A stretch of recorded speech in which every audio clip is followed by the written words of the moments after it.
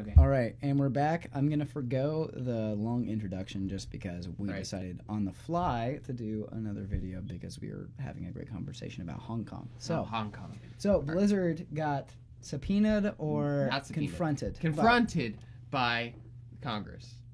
Or the legislative body as a whole, essentially. On what grounds specifically do you...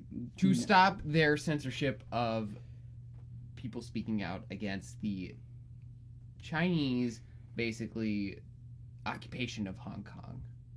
Which it has been even since the treaty. But I think my issue with this is if it were a subpoena, which is... It's not.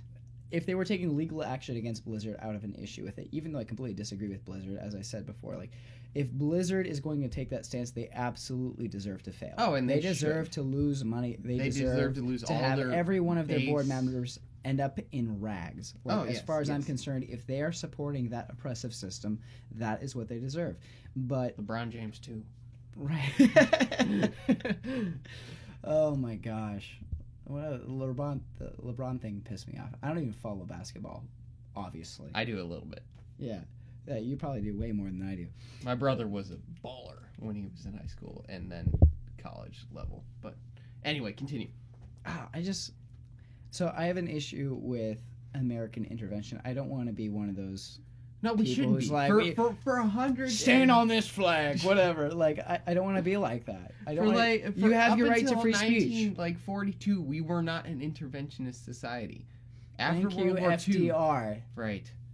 I hate and love him is the problem. Why do you love him? Because he like me, thought we could do better.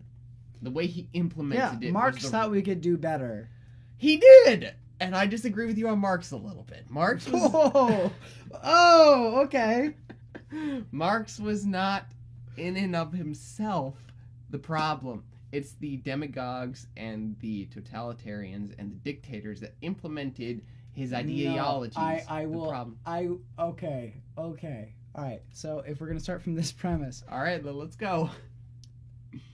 Marx's main premise was that man did not deserve to have ownership rights to what he produced, right? Which means the poor, the unfortunate among us, had equal right to share in that profit. Yes. Yes or no? Ish. Yes. Ish. Continue. Give your spiel and then I'll give mine. Give you an example. If you're a brilliant inventor in Marx's world, right? Do you get to be a millionaire? Yes. No. Ish. Relative to everyone else. You get to have what you need to survive and to thrive. So I read Atlas Shrugged a couple years ago, and all right. Granted, I am not a Randian objectivist. I am not. Right, but I do agree more so with one statement in that work than anything else. Okay, I've read, and I know you've read the Communist Manifesto as well. Mm-hmm. The Marx's proposition is that and Letters on England and no one has in and of themselves created such change that they deserve the excess of what they are receiving, essentially. So who gets to decide who deserves what? That's my question. Right. That is the fundamental problem of Marxism and communism to an extent. Also the problem with the objection you just raised. My point is that I don't know which senator or legislative member recently said it, but who deserves to actually be a billionaire? No one. No one deserves. No, the problem is that no one can ever. The only reason that people have that objectively decide who deserves what, except God himself. No one should be a billionaire. The only reason that we have billionaires as a possibility is because we've positioned our currency to be the dominant currency within the world. Oh, absolutely, and on that point we will agree. And there was a French... Which isn't necessarily... For those of you who might not be familiar, because I know he is, there's an economist by the name of Frederick Bastiat who wrote a book called The Law. He also wrote an essay called What is Money? Highly recommend. This is back in around 1850. Actually, I think it was published in 1850, The Law. And one of his statements... Right before Civil War. Right, he predicted the Civil War, as a matter of fact. He was a Frenchman, which, by the way, the French society had been free of slavery for quite some time at that time. Yeah. And he saw the American society as a burgeoning bastion of freedom, with the exception of two issues, tariffs and slavery, right? And We still have one of those. he predicted in 1850, he's on his deathbed, right? There's no doubt as to when he wrote this. He wrote this on his deathbed in 1850 or before this. He predicted the American Revolution. He said it would be because of one of two reasons, either tariffs, which he saw as a complete denial of freedom, or slavery. He said Also one of these two denial of issues, also complete denial of freedom. One of these two issues is going to tear America apart. 10 years later, turns out he was right. Anyway, on this particular topic, he wrote this one thing, and this is something that I've made sort of a memory verse of mine. When the law is diverted from its true purpose, that is to preserve liberty, it is going to be used for either protecting people from plunder or using it for plunder, right? Which means essentially, if the law is, instead of being used as a way to protect everyone from plunder by everyone, right? Which means you can't take what you didn't earn. Everyone is going to have an incentive. Every man is going to want to have a hand in the making of the law so that they can either use it to divert money towards themselves or protect them from other people who are trying to do the same. That is sort of a core concept for me. So when we talk about this Marxist issue of why are there so many, like the 1%, like why are there so many people who are in this upper echelon? We see like those big people who are in those exorbitantly rich families and in those aristocracies that came from certain companies, all right? Right. Milton Friedman said this back in the 70s.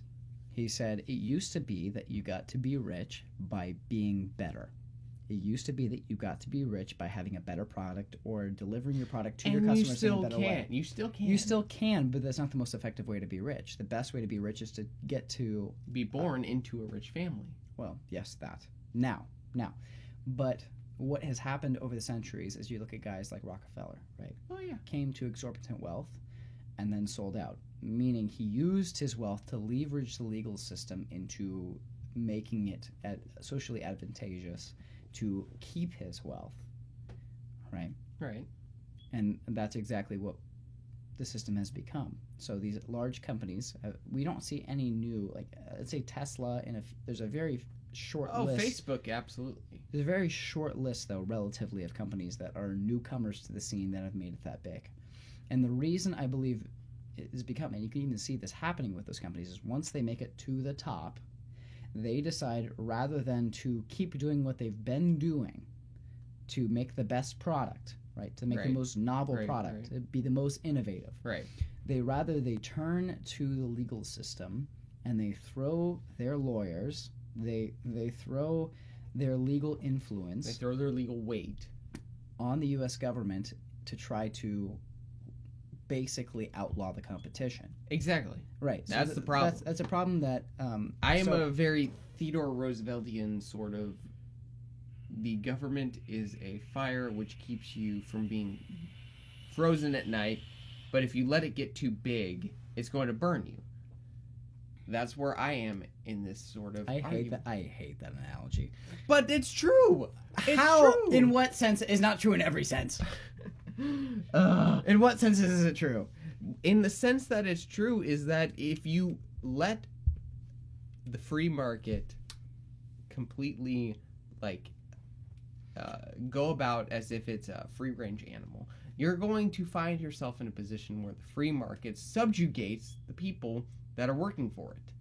Without the help of government? Yes, the government is there to regulate. It is a delicate balance between the executive corporate sort of positions of the free market and then the government. You can't have both. You can't have one or the other. So you have to have them balancing each other. Yes. Okay. Yes and no. So you have to have them balancing. What's the no? Yes. Okay. Let me explain.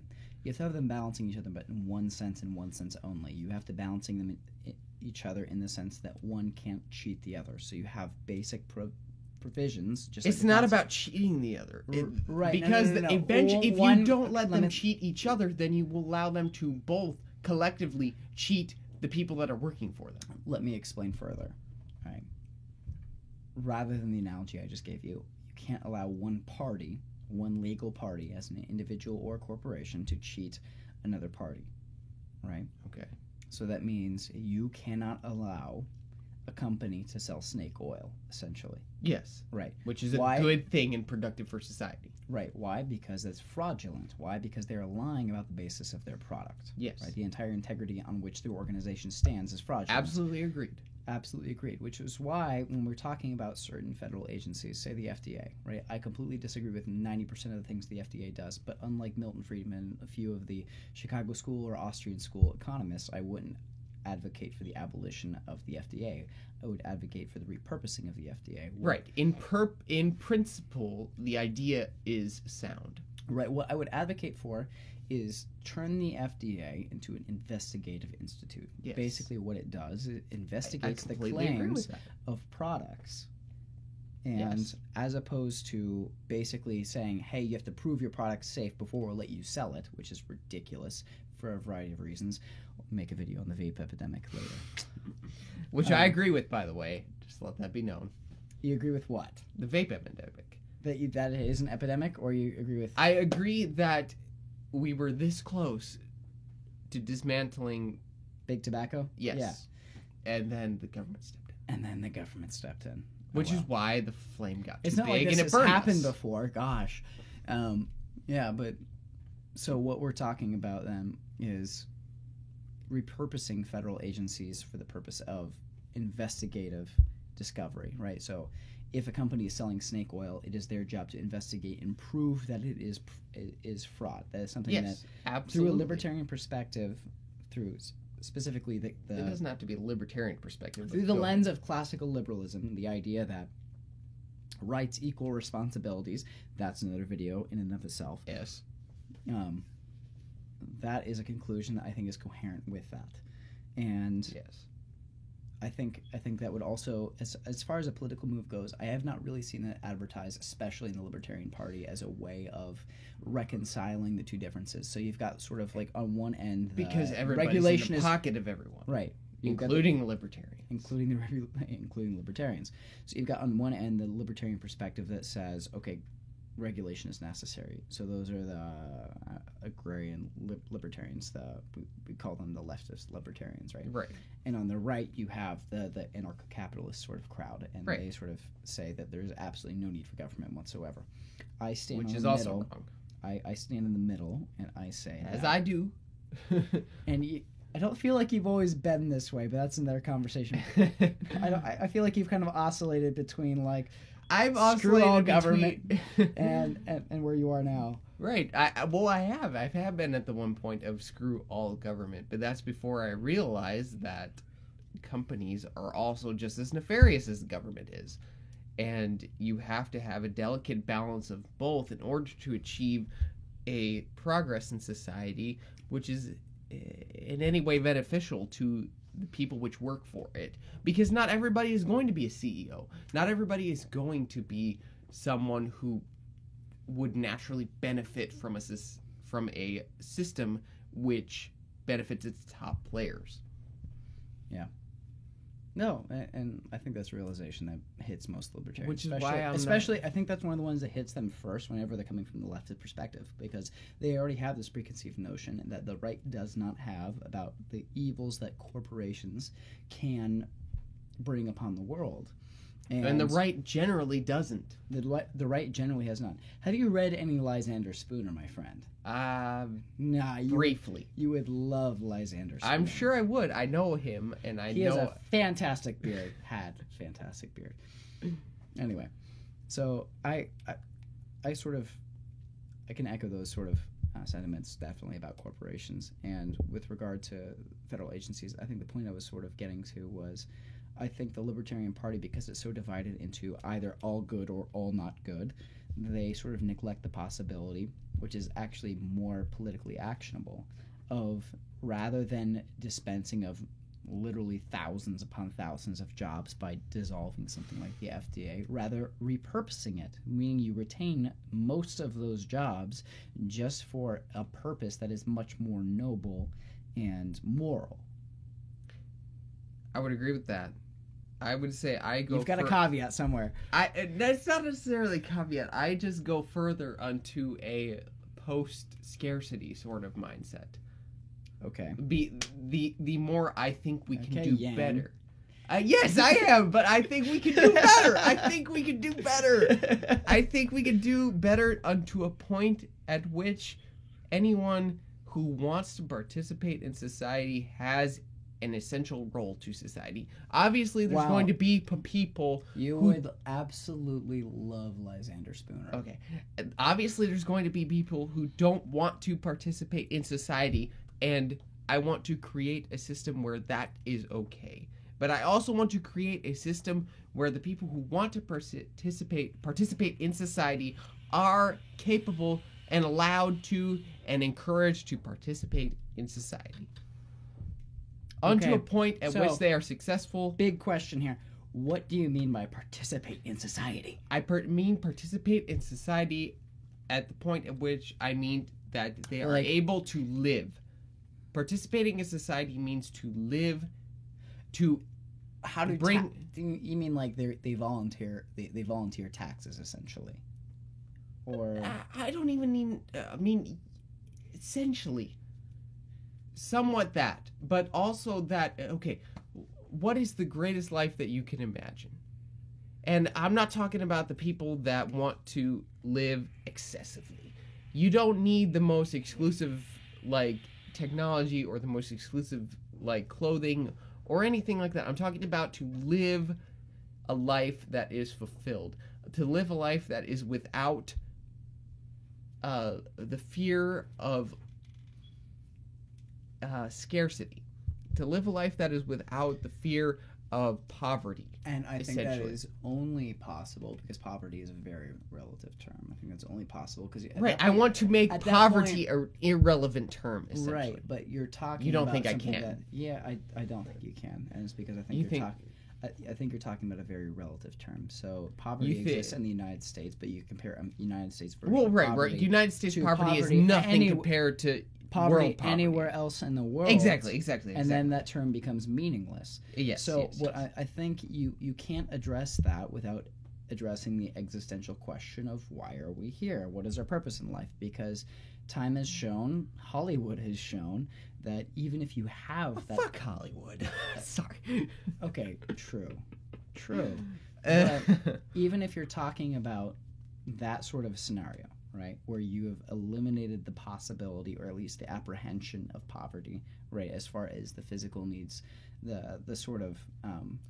because poverty isn't the absence of wealth. Poverty is the lack of ability to influence your own life. Right, so it's not about money. It's not about power. It's not about anything of that. It's about the ability to do the things that you want to do with your own life.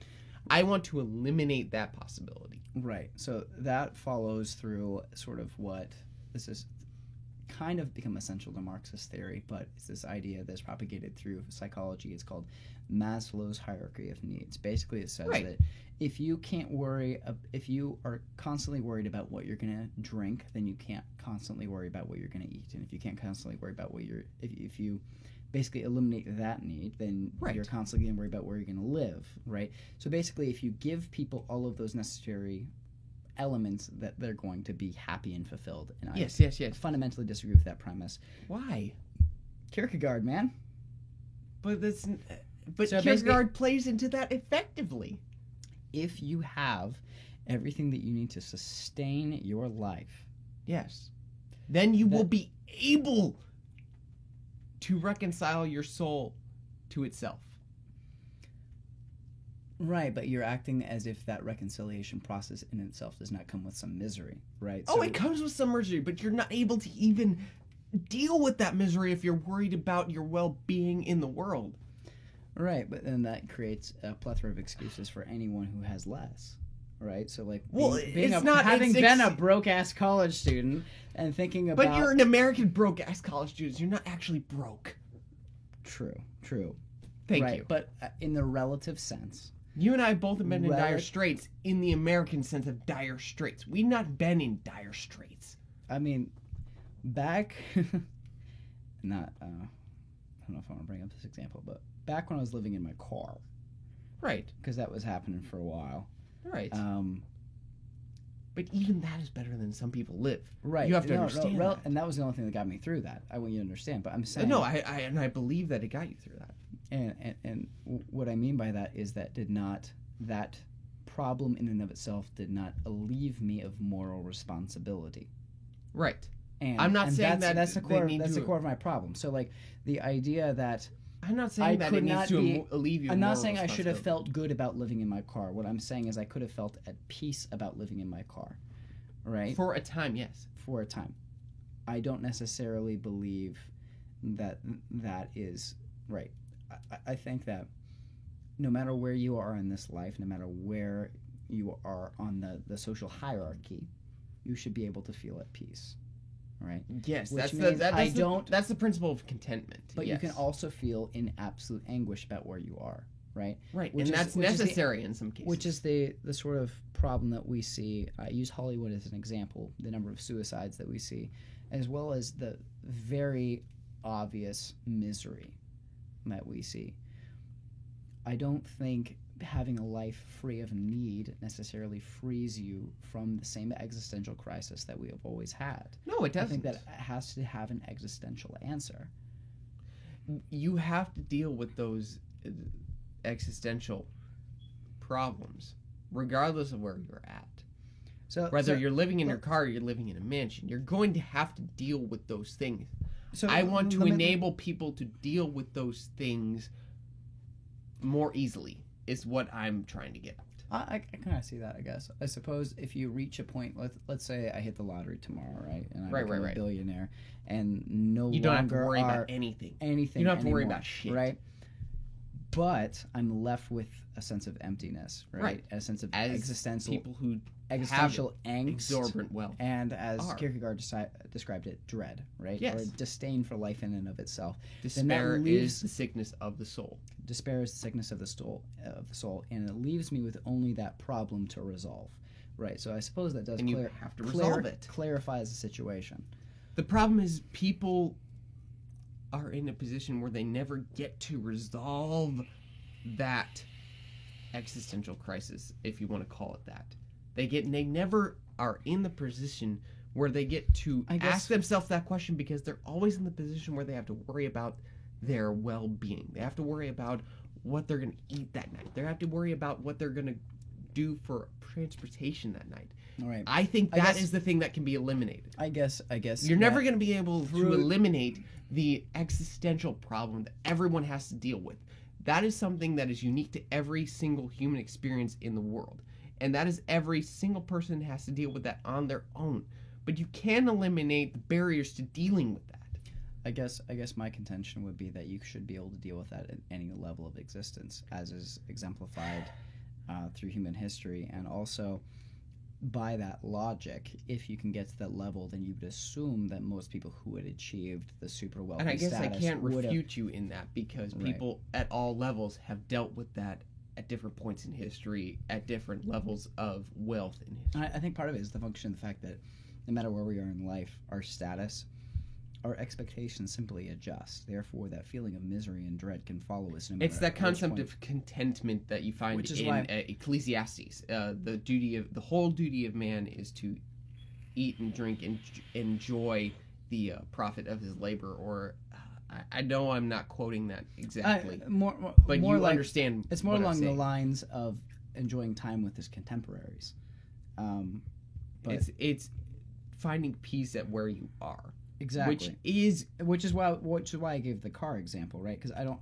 What I'm saying is essentially, I don't believe that achieving a status of wealth for everyone, or a point of like a post-scarcity society, right, where no one is at need for their basic physical needs will alleviate the existential crisis. No, but it will. My argument is that it will clarify the existential crisis. Yes, that is my argument. And it may, but I don't think that makes that decision any easier. So I think no, it doesn't. By and large, the school shooters that we see, like, these are not kids that are coming out of exceptionally poor homes. Right? No, I honestly think that if these schmucks had been exposed to a little bit of poverty in their day, don't call them schmucks because they're real people. Like of all people, do understand? I am not arguing for their positions. I'm not arguing for school shootings. I'm arguing that these are real human beings that are hurting. That's my argument. And I think reaching a post-scarcity society will actually increase these levels of violence before they get better. That's my argument. But I am arguing that that's worth it. I know you disagree with me. That's okay that you disagree with me. I'm perfectly capable of calling them schmucks because I think they bear exactly the same moral responsibility as someone 10 times wealthier than them. And they do bear. They bear the complete responsibility of their actions. Poorer than them. Yes, absolutely. I don't disagree with that one point whatsoever. Which, to say that they bear the same moral responsibility, which means that they have a moral decision that is of the same weight. Right, which means it is no harder for them to make or easier for them to make that decision. Right. Okay. So I don't think that increasing the overall wealth of a society will reduce those sort of problems or any sort of existential problems. As I said, I think it'll increase them. I think it'll only change them in form. Yes, absolutely. As we have seen existential problems change in form over the last few centuries. Yes. Right. As opposed to the dad who goes to the coal mines and works himself to death. We now have the dad who's a little bit of a narcissist and spends all his money on the American dream, the Corvette, the whatever else. That isn't actually the American dream, just FYI. No, it's not. But you know exactly what I'm saying. I know what you're saying, yes. So my point is that I want to see human beings help human beings. And I don't think we do that by creating a competitive society, whether that be a corporate competitive society or a governmental competitive society. I'm going to change the topic a little bit because no matter what, if we ever achieve that a utopian society or not, do you think human beings are essentially perfectible in that way? I don't think we are perfectible, but I always think that we can do better. There's a difference between that. And the difference is this. Perfectible means that there is no end. Perfectible means that there is a clear and defined end at which we can achieve a level of good at which we do not need to progress anymore. And I do not think that is achievable. I think that we can always do better in the sense that I believe that we can always be taking steps forward to achieve greater levels of good in the sense that we fulfill more lives. I think a little bit more scotch is in order as I make my retort. So I guess my next question would be then, if you're going to look at humanity over the last few millennia, right? Would you say that we are more ethically qualified? Would you say we are absolutely than they? Oh yes. If you look at the Babylonian kings, they have murals painted on their walls that attest to the rancorous violence with which they meted on their enemies. We don't do that anymore. We have progressed beyond that, but we've also regressed in the sense that we've created deeper levels at which we can inflict pain and destruction upon people. Yeah, we got the nuke. So right, that's the thing. We've got the nuke, but we also aren't at the level with which we would use the nuke with reckless abandon. We've created more harmful weapons. Yet. I think we can do better. I don't know. So would you... Okay, so shifting the conversation again, would you view the nuke as a technological advancement as an objectively good or bad thing? Or, I believe it's up to us in a sense. I believe it's bad if we use it as a weapon. I believe it's good if we use it as an energy source. Don't get me wrong. I think I'll accept nuclear. that. I think I'll accept nuclear that. power is the way at which we progress beyond our dependence on fossil fuels and the old way of producing energy. Oh, absolutely. I not. believe you it think comes. you think that solutions in solar and wind? Then I mean, I'm going to no, make this blanket it's- statement here. Anyone who thinks that solar and wind are the future, you're wrong. You're wrong, and it's because of two problems. There's a storage And problem. I appreciate your efforts. That's Right. where I'm at. And I think we. I also appreciate your efforts and your. Oh, your do looking you? into- No, I do. But there's two fundamental problems with that can never realistically be overcome. One is the intermittency problem. One is the problem that the wind doesn't always blow and the sun doesn't always shine, right? Right. So Germany is a country which is more advanced as far as these green energy sources than all of us, but they rely more on coal than the United States, which is kind of absurd for us to believe. But the reason for that is because the sun doesn't always shine and the wind don't always blow.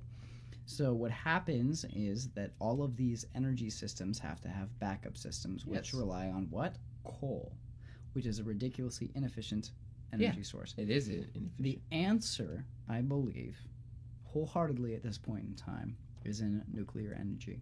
Specifically because we have come up with sophisticated enough disposal techniques as far as nuclear waste It doesn't make it goes. any less dangerous, though. But Right. it is absolutely But dangerous. But we can do better. I think it's completely insane and horribly dangerous when it is under the purview of a totalitarian state, right? So the Soviets had more nuclear disasters than any other country on Earth. Why? Because they deserved to. Oh my god. Why? I don't know if No. they deserve to. They set themselves up to receive them because they were Read trying. some Solzhenitsyn. Oh my gosh.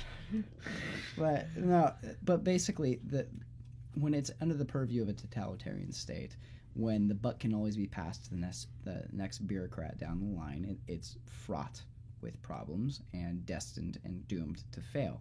But when it's under the purview of a private set of citizens who have as their object to make as much energy with as little repercussion as possible.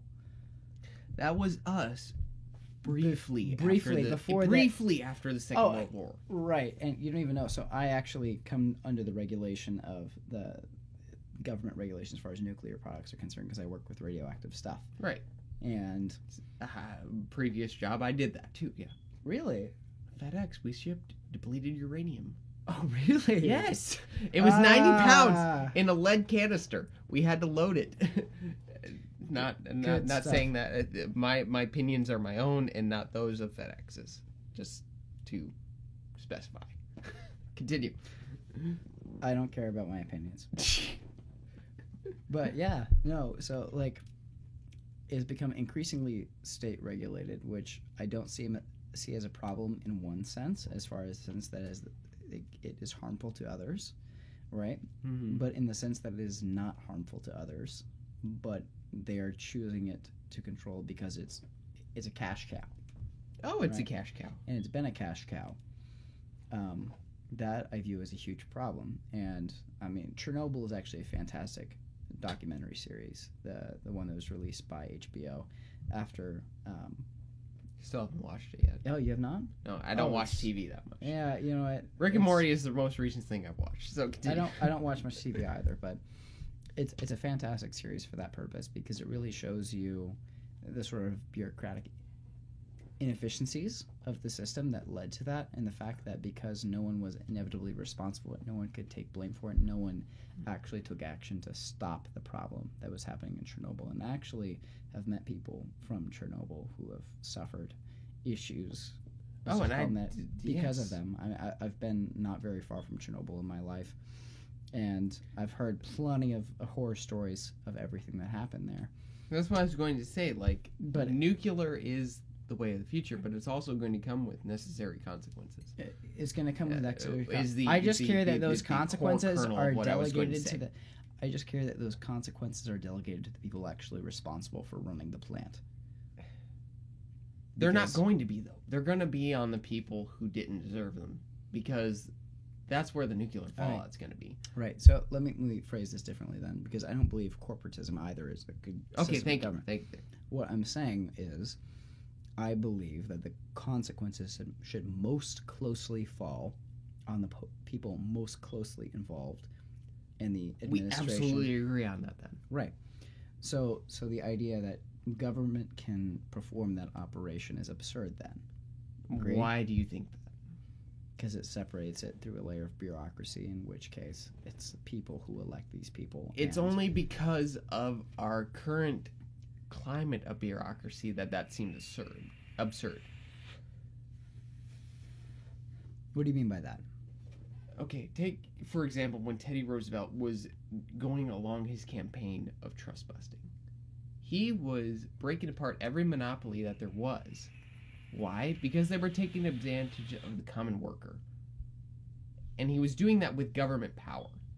And he was doing that. Like, it wasn't like he was half-heartedly doing that or doing that to save face. He was doing it. Okay. Oh my gosh, this is a whole other diatribe. I don't have a problem with trusts I do. so long as I also don't have a problem with unions. Because Okay. unions and trusts are the same in principle. Trusts Okay. Disagree. Trusts monopolize on wages.